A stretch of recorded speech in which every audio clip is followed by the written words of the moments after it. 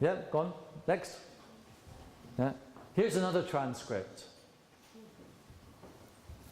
You can't see it at the back, but don't worry. It's a master's transcript. It's from Heriot-Watt University.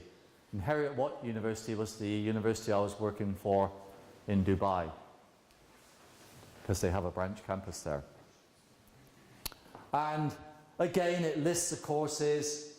It indicates which semester the course was taken, whether it's a first or second attempt, the number of credits, and it gives a grade, gives a letter grade. Strange. Scotland has very strange ways of doing it. It's a transcript. It's the same sort of thing that you're used to. And the idea is that we can port these things anywhere we like. Right, let's go on to the next slide. Yep. Yep. Okay. Anybody know who this is? Trump. This is Trump without the brains. Oh no, no, I didn't mean that. Sorry. Anybody know who this is? It's the former mayor of London. Very good. Well done. Do you know his name? Boris Johnson. Boris Johnson. How can I put this politely? With difficulty.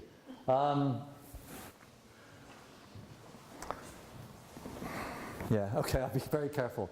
So, in the campaign to either remain or leave the EU, Boris Johnson jumped from one side to the next, to the other.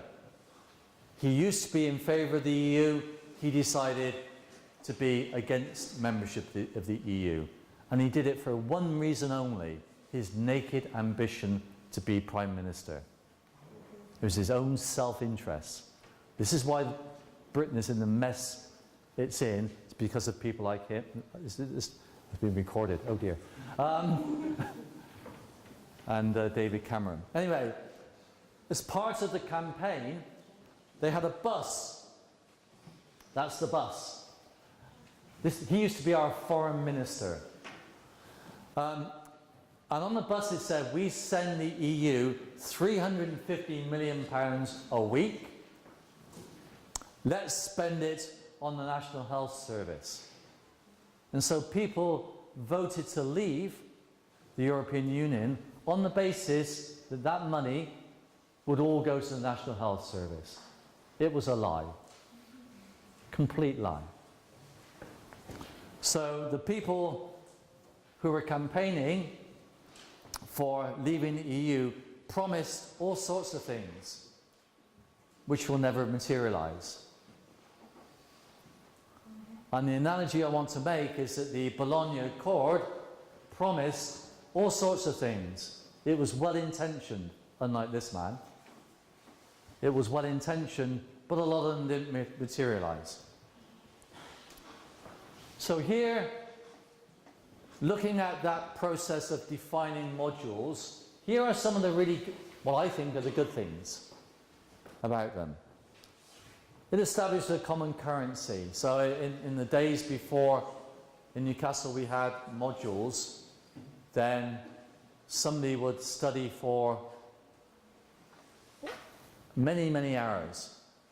A civil engineer in the UK, in Newcastle, their first year, will study for, they will have 35 contact hours a week. That's lectures, tutorials, labs, practicals. Somebody studying history, 8. Very different. But at least it establishes that currency of credits. And the idea is that for 10 ECTS credits, that equates to 200 hours work by you guys. Yeah? That's what it should be. If it isn't, there's something going wrong. That's what it should be. So it establishes a common currency. It allows modules to be shared across degree programs. So somebody studying mathematics, somebody studying computer science, somebody studying physics, can all take the same course on programming, for example. And there, down the bottom, economy, from the administrator's point of view, instead of having to deliver the same lecture several times to different groups, you just deliver it to one group.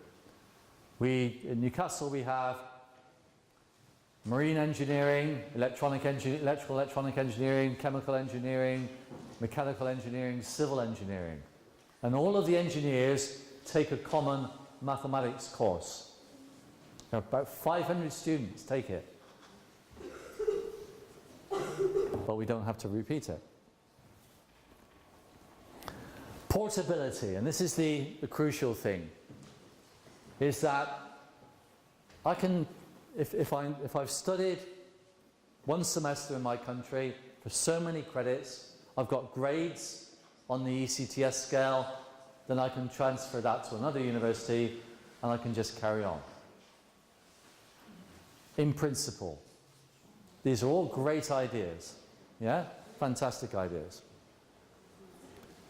Clearly identifies the components of the degree program. So if I look at your computer science degree, I can see, here's some hardware, here's some programming, here's some database stuff, here's some cybersecurity, here's some, I can identify exactly what goes into a computer science program here, and I can compare that with my own program. And it's very similar, not surprisingly.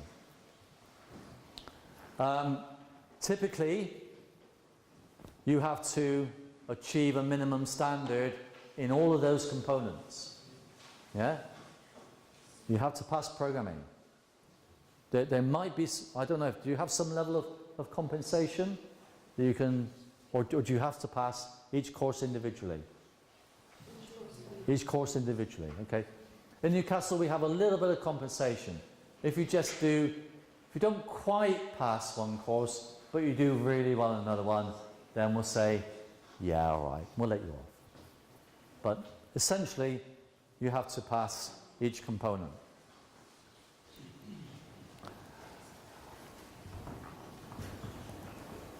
Which is the identified as compensation, and those bits that you need to repeat, resit, whatever. And it shows the student's strengths. So some of you might be really good. Who's good at programming? That it? They're not no good at programming? Who's good at programming? Yeah? Who's good at mathematics? Computer engineering, okay. Who's good at databases? No, databases is something I've never followed. You good? He's good. So identifies the things that a student is good at, and I'm being very politically correct here.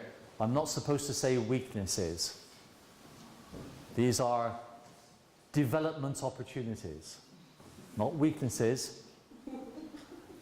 There was a serious proposal a few years ago that we would never ever say that a student failed in any course, any module. No, that's giving a negative message. So you don't say it's a fail, it's a deferred pass. Fortunately, that never took off. So all of those are really good things in principle, and I support them wholeheartedly. However,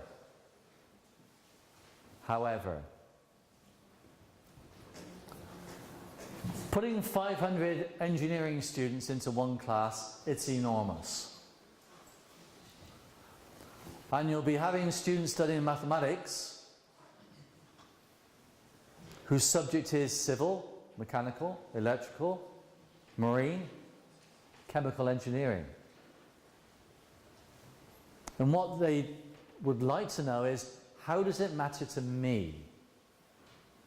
So the mathematics will be taught in the abstract, All of the examples will be in the abstract. And yet what you really want is for the students to be able to relate the mathematics to the discipline that they're studying. So the examples should be in mechanical engineering or chemical engineering and so on. Because that provides the motivation. Portability, great. The idea is fantastic, that I can go anywhere in the world. The idea that I can take a module in another degree program. So if I want to study a language, if I want to study a module of architecture, or a module of, I don't know, English literature, or Russian literature, then in principle I can do that. And immediately you try to do that, you find that the timetable doesn't work. Because the Russian literature module is on at the same time as I'm supposed to be doing programming. It just doesn't work. This is where you all go, ah. Are you ready? Down the bottom, left, is my second daughter. I have 4 daughters. And that is my grandson. His name is Oscar. Come on, all go, ah. Come on. Ah. He was born in May, and that's 1 day old. My daughter studied mathematics at a university not very far from Bristol, in a city called Bath. It's famous for its Roman baths. So much of Britain was occupied by the Romans. They got up to near Newcastle, and they built a huge wall across the country, keep those terrible Scottish people out. And then they decided to push up a bit further, and they built another wall between Glasgow and Edinburgh. So the first one was called Hadrian's Wall, the other one was called the Antonine Wall. Keep those horrible people north of there out. She studied at Bath. This is Bath University campus.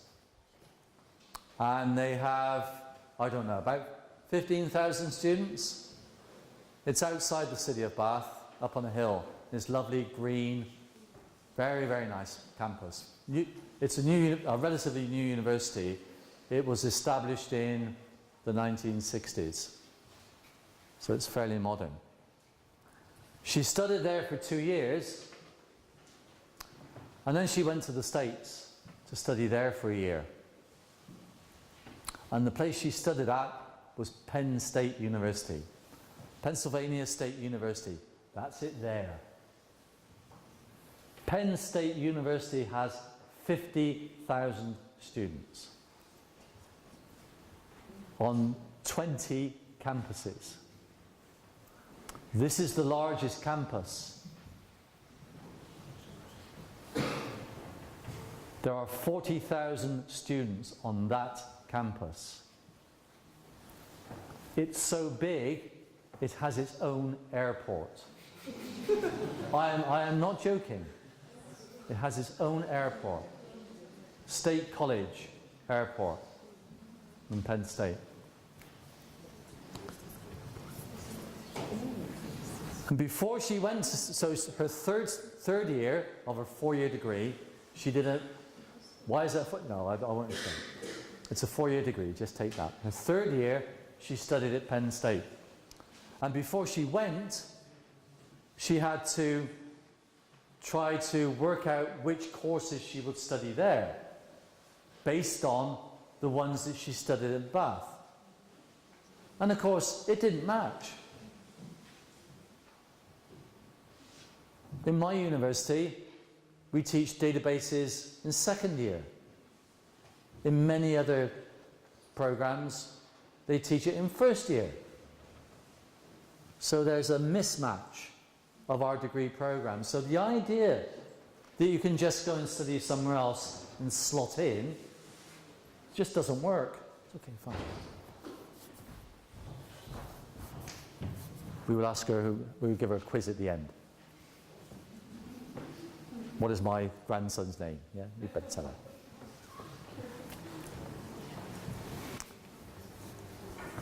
And she chose her courses based on as best she could. And when she got there, they said, no, you can't do any of those. In the States, it's very common that they have a capping system. And once the course is full, that's it, you can't take it. And anybody coming in from outside, tough. Do something else. And then having done all of those courses, she had then to choose her courses back at Bath again. You know, so she had to make sure things worked going into Penn State and then coming back into Bath. And it just didn't work very well. So the idea is fine. I fully support the idea. But the practice is very different. And unless we have a common curriculum right across Europe, it's not going to work. So here's why I think modularization is bad. What is bad about it? You look at the curriculum and you look at the individual components. And that's your view of the curriculum. And what you should really be looking at is the curriculum as a whole. What are the learning outcomes of the program? Not just the modules. Hopefully, the two link up, but they don't necessarily. And it creates silos of study, not just for you, but for us as teachers. So if I'm teaching programming, I've taught programming for years. How many programming languages do you know? 4? Which ones? Python, R. Okay, Argol 60, Fortran, Pascal, Argol 68, Occam, Java, JavaScript. Not COBOL, never done COBOL. But if you talk to any of our teachers, what does the rest of the curriculum look like? They've no idea. I teach this module. That's what I know about. They don't know how it fits within the curriculum, typically. And students don't either. They just see, here's a course on programming, right. Here's a course on databases, okay. I'm not saying every student does this, but there's a tendency to do this. Here's a course on computer architecture, okay. I've got these things broken up. And really what we should be doing is trying to look at those, how they integrate, how they fit together. And often we fail to do that. In many universities in the UK, there is a diktat from the administration. All of your courses will be 10 ECTS. Full stop. And then you think, well, hang about, I've only got 8 ECTS credits worth of material. So I've got to fill it up with 2 extra credits. Where do I get that from? And so you end up often with strange bedfellows. That means, you know, things that don't quite fit, but you need to make up 10 ECTS credits. And so you've got to somehow fit things together. Or you just expand it into whatever, just meaningless. There's a tendency to over-assess. So for each course, the lecturer will say, oh, I need to have a piece of coursework on this, I need a piece of coursework on that, I need a written exam. And so our students get lots and lots and lots of assessment.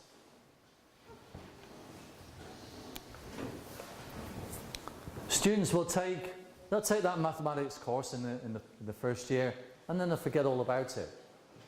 And then when you get to the graphics module in the third year, you say, you remember you studied this in the first year, don't you?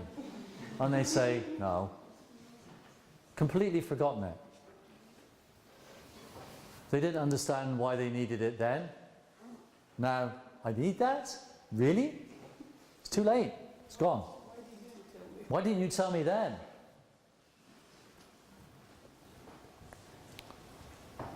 There's often no relationship between what the ILO's, intended learning outcomes, what the learning outcomes for the program as a whole are, and then the learning outcomes for a module. And they should be linked.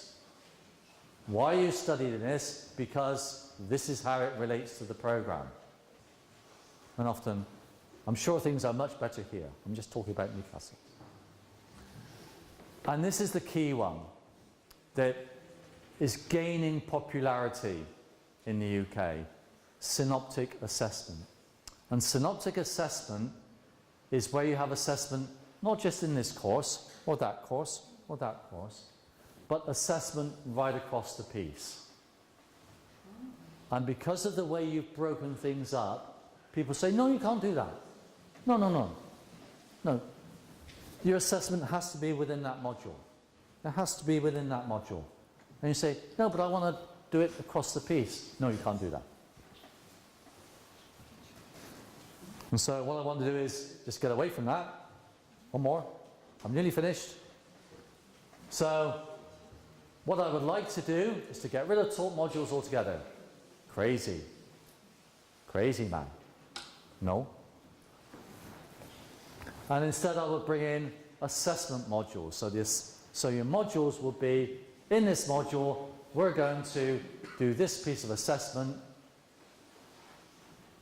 and you still need to go to lectures. I'm not getting rid of lectures. You will need to go and study some stuff. You will study what's needed in order to do that assessment.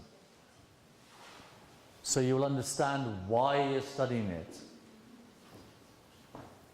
So synoptic assessment, that ensures that the relationship between topics is clear. Use a lot of problem-based learning. There are some places in the world,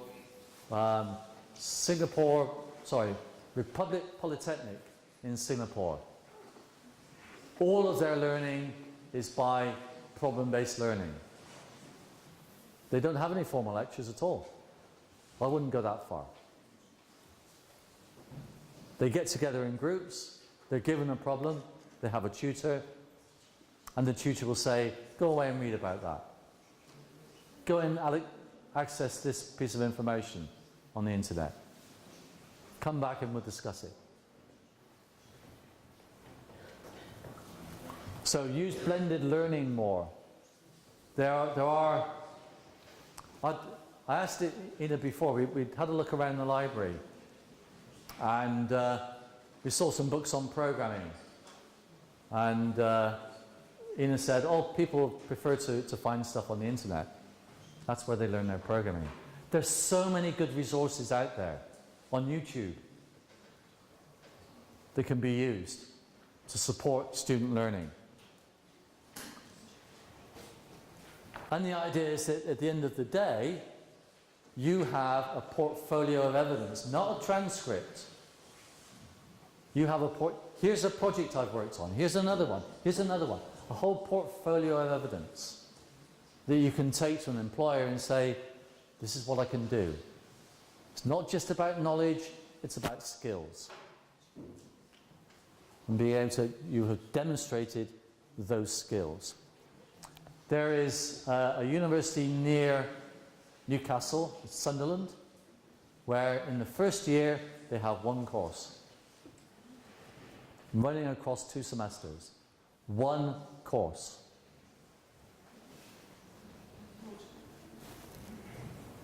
Well, it's an integrated course of programming, architecture, mathematics. Everything is integrated into one course.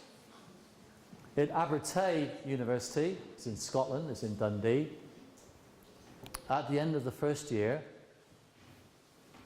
the students, they take their portfolio of evidence and they take it to a tutor. They don't have any exams. It's pass-fail. This is what I've done this year. And the tutor looks at it and says, okay, that's good, or sorry, you need to go back and do some of that. There are some people at Brunel University. Brunel University, remember Isambard Kingdom Brunel, who designed the suspension bridge? Well, there's a university in West London named after him, Brunel University. And there they have a group which are working on this idea of getting away from the old structure and replacing it with a rather different approach based on assessment rather than on teaching of modules. And if you want to, I'll leave this with you in a reference. You can find that and read about it. Right, that's my hour. I said I could go on for ages, and I could do. Thank you so much for listening to me. I'm so glad that you knew about Monty Python. I didn't expect that for 1 minute. That was great. Thank you very much.